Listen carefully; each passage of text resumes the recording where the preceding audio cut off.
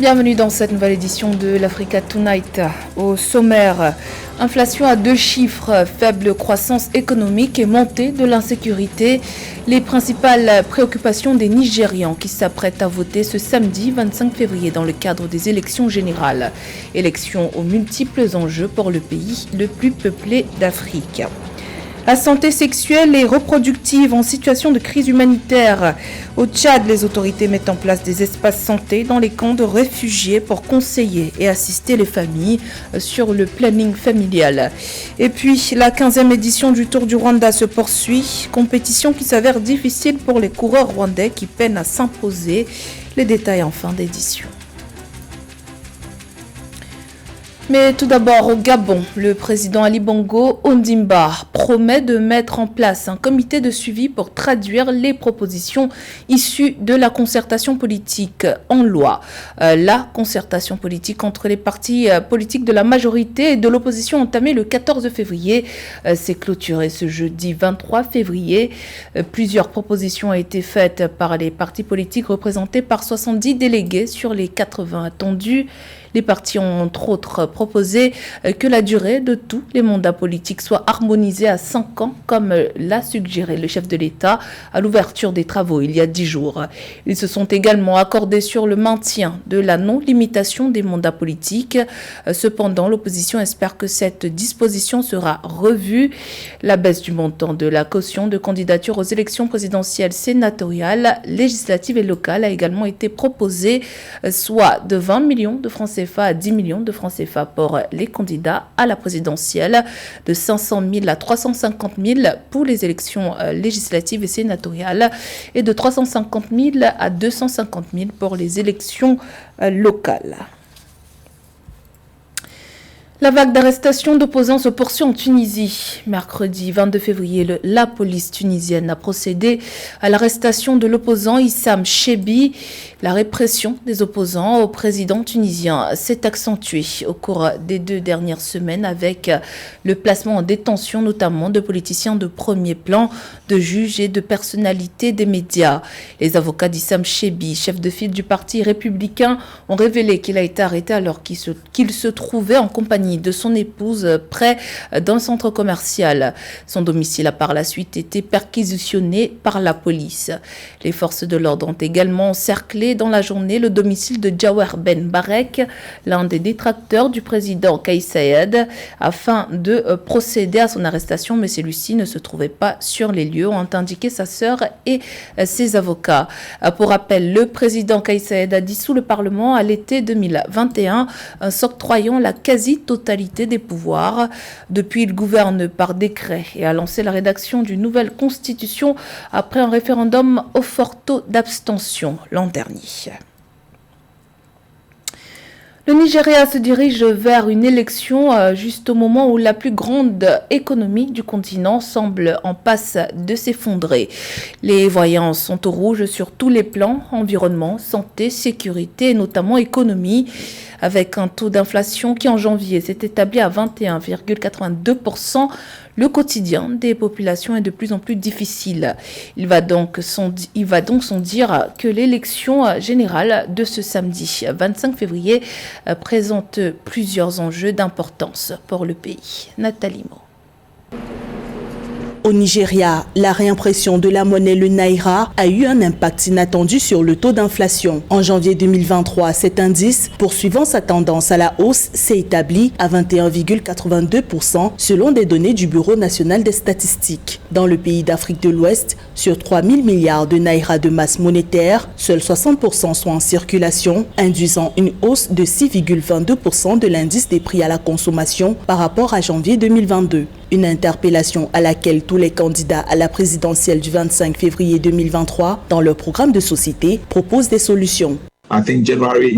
L'inflation de janvier a augmenté d'environ 1,81% et à cause de cela, le coût de l'emprunt a connu une hausse. Le taux directeur est passé de 16,5 à 17,5 en janvier, rendant les investissements coûteux pour les entreprises. Ainsi, lorsque vous regardez les principaux macro-indicateurs, il y a beaucoup à faire pour que la plus grande économie d'Afrique revienne à la trajectoire qu'elle avait avant 2015, lorsqu'elle a connu sa première récession de ces dernières années.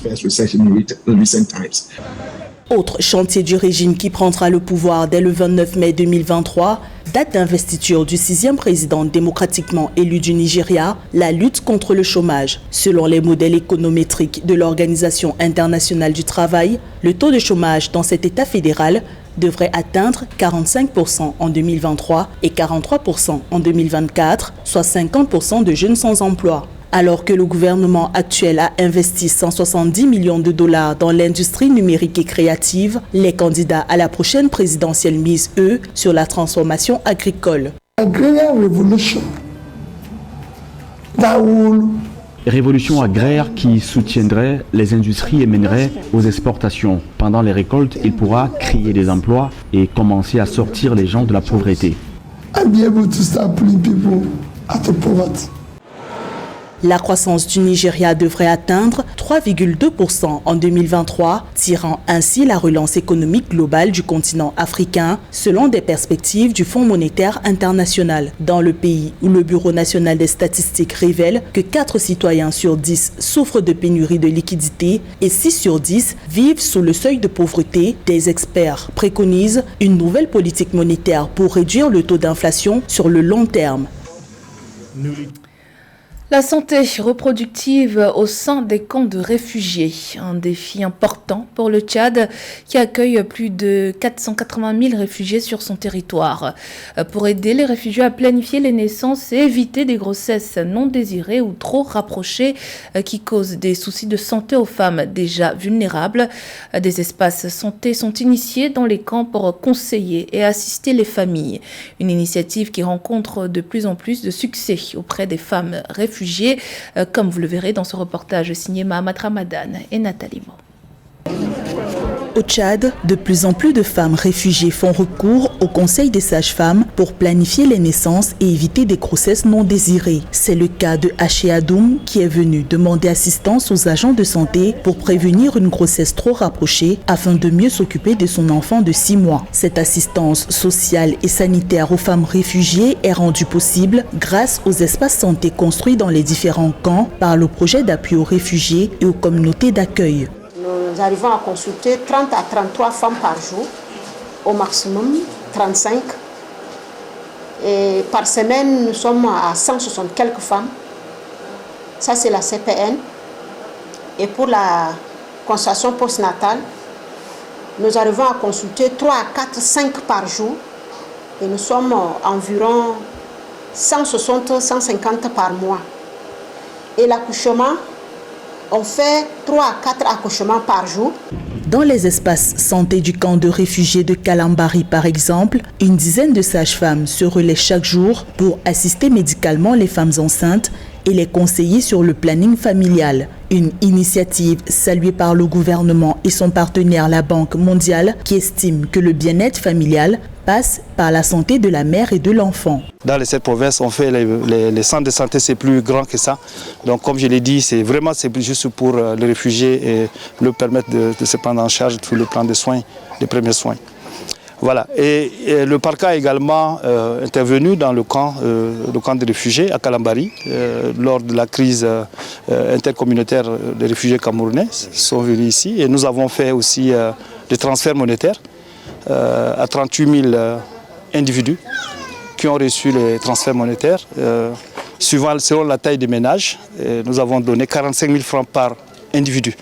Par ailleurs, au-delà de la santé de reproduction dans les camps de réfugiés, le gouvernement et ses partenaires, à travers le projet PARCA, ont mis sur pied un programme de filets sociaux pour la réinsertion et la protection sociale des réfugiés. Pour rappel, le Tchad accueille plus de 480 000 réfugiés sur son territoire et le nombre des demandeurs d'asile continue de croître. Face à l'accroissement important du nombre d'accidents de la circulation, le gouvernement ivoirien a pris des mesures urgentes de sécurité routière. Des mesures comme le permis à points qui entrera en vigueur le 1er mars prochain. Le dernier Conseil national de sécurité a relevé qu'il y a en moyenne 46 accidents de la route par jour, faisant près de 1050 tués en 2022. Esther Conan. Chaque jour en Côte d'Ivoire, 46 accidents surviennent avec les drames qui en découlent, selon les données officielles du ministère des Transports. Tombia Karamoko, un responsable d'un syndicat des transports, Gare de Cocody, la vie à Abidjan, nous présente leur organisation afin d'éviter les accidents et de protéger la vie des usagers et celle des transporteurs. Au niveau de notre gare, on a mis un guichet en place où tous les chauffeurs sont censés passer dans le guichet. Et on a mis un contrôleur au sein de la gare qui prend les numéros des véhicules. Les véhicules qui sont en mauvais état, ils ne sont pas censés à charger. Malgré les efforts, les usagers des transports en commun se plaignent toujours de la mauvaise conduite dont ils font preuve. Quand on monte dans les véhicules à cause des accidents, on n'a pas courage. Mais si on n'a pas monté où on s'en va, on ne va pas arriver. Donc on est obligé, surtout les bacs là, n'ont qu'à rouler doucement parce que s'il y a ambulance comme ça, il ne veut pas laisser l'ambulance passer. Le responsable d'un syndicat des transporteurs attire l'attention du gouvernement sur l'application de certaines mesures de sécurité routière décrites comme désavantageuses. Les permis à points, sincèrement, on ne peut pas s'imposer, mais vu à la situation d'actuellement, ça ne peut pas arranger les transporteurs. Parce que normalement, par rapport au permis à points, le gouvernement devait s'arranger. Sincèrement, on va envoyer un permis à points. Dites à vos chauffeurs, à partir de maintenant, quand ils décollent de votre gare, ils ont le droit de garer à tel endroit, à tel endroit. S'ils ne font pas ça, sincèrement, on va les retirer 2 points, on va les retirer 1 point. Mais s'ils n'ont pas reçu certaines informations, ils envoient le permis à points, alors qu'il y a déjà les papillons de contribuables. Quand tu fais une faute, tu payes cette amende. Donc s'il y a une nouvelle décision, il faudrait qu'on puisse informer les chauffeurs. Pour sécuriser les routes, le gouvernement a pris en janvier 2023 des mesures urgentes telles que le système du permis à points avec l'entrée en vigueur le 1er mars 2023, l'institution d'une semaine de sécurité routière de 3 au 10 de chaque jour par mois sur le reste de l'année 2023. D'autres mesures ont également été prises pour renforcer la sécurité sur les routes. Dans l'actualité sportive, les coureurs rwandais qui prennent part à la 15e édition du Tour du Rwanda essuient les critiques de leurs compatriotes. Les supporters dénoncent des performances qui laissent à désirer, ce que les coureurs justifient par l'absence d'une préparation adéquate pour la compétition. Par ailleurs, depuis que le niveau de difficulté de la compétition est passé au niveau 2.1 de l'Union cycliste internationale en 2019, aucun Rwandais ne l'a encore remporté. Et pour cette année, les chances semblent une fois de plus s'évaporer. Fraterndakia Isenga. Une prestation décevante lors de l'étape de Musanze, Karongi a laissé les espoirs des cyclistes locaux de remporter le premier Tour du Rwanda depuis 5 ans s'estomper. Jean-Bosco Nsengimana et Moïse Mugisha, qui étaient considérés par beaucoup comme les favoris avant le tournoi, ont maintenant clairement laissé la course leur échapper. 5 étapes terminées sur 8 que compte cette 15e édition et aucun Rwandais n'a encore remporté une seule étape. Pour dire toute la vérité, on n'a pas suffisamment de niveau de compétition par rapport à toutes les équipes qui participent au tournoi. Nous, on ne fait pas des entraînements, ce qui est bien, mais cela ne suffit pas pour faire face à des professionnels surentraînés et qui ont l'habitude des compétitions.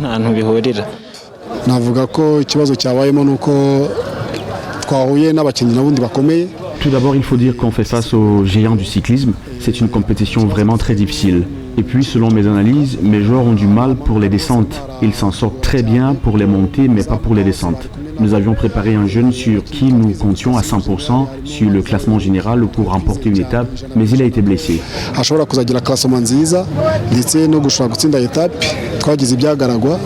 Une compétition très difficile, comme le confirme aussi Thomas Bonnet, qui a remporté la 4e étape du tournoi. Le jeune cycliste de 24 ans a remporté l'étape après avoir franchi la ligne d'arrivée à Karongi lors d'un sprint solo. Il a parcouru 138,3 km en 3 heures 19 minutes et 23 secondes, 5 secondes devant le deuxième Mark Stewart de l'équipe britannique Bolton Equities Black SP. Je ne suis pas le coureur pour le classement général dans l'équipe. Maintenant, je vais essayer de tenir, mais voilà, je suis pas un coureur. Ça va être un petit peu trop dur, je pense, pour moi demain. Je vais essayer de voir ce que ça va donner, mais on va m'attaquer. Je vais essayer de répondre présent, mais je pense que ça va être trop compliqué. Depuis que le Tour du Rwanda a été élevé au niveau 2.1 par l'Union cycliste internationale en 2019, aucun Rwandais n'a encore remporté la victoire. Pour les coureurs rwandais et les entraîneurs, jouer avec de grands professionnels qu'attire cette compétition leur donne un devoir pour rehausser leur niveau et leur prépare pour le futur. Pour rappel, Kigali, la capitale du Rwanda, va accueillir le championnat mondial de cyclisme en 2025. Le monde du football continue de pleurer. Christian Atsu, le corps sans vie de l'international ghanéen, a été retrouvé dans les décombres suite au tremblement de terre qui a frappé le sud de la Turquie le 6 février. Passé par Chelsea ou Newcastle, le joueur de 31 ans laisse un grand vide. La dépouille de Christian Atsu a été transférée sur ses terres natales à Accra. Les hommages se multiplient pour saluer sa mémoire. José Douglas. Les hommages se sont multipliés après la mort de Christian Atsu, survenu lors du tremblement de terre qui a frappé la Turquie et la Syrie et a causé la mort d'environ 50 000 personnes. Atsu évoluait au club d'Ateispor et il n'est pas la seule victime au sein du club car Taner Savout, le directeur technique, a également été retrouvé mort dans les gravats du bâtiment où tous les deux vivaient. Savout, ancien footballeur, passé par Fenerbahçe avec 48 ans. La CAF est attristée par ce décès tragique de l'international ghanéen Atsu qui a représenté son pays 65 fois en sélection. Il a joué pour plusieurs clubs dont Everton, Chelsea, Newcastle en Angleterre et Porto. Le président de la CAF, Patrice Motsepe, et la famille du football africain ont ainsi présenté leurs sincères condoléances à sa famille et à la famille du football ghanéen. Et le président a déclaré que l'âme de Christian Atsu repose en paix. Nous avons espéré chaque jour qui passait, nous avons prié et prié, mais lorsqu'il a été retrouvé, il n'y avait plus d'espoir. Le décès du champion est une perte douloureuse, très douloureuse, tant il était aimé. Les funérailles de Christian Atsu seront à la hauteur. Parmi les autres hommages, il y a ceux de Mohamed Kudus, de Romelu Lukaku, son ex-coéquipier à Chelsea et Everton, ou encore d'André Ayew.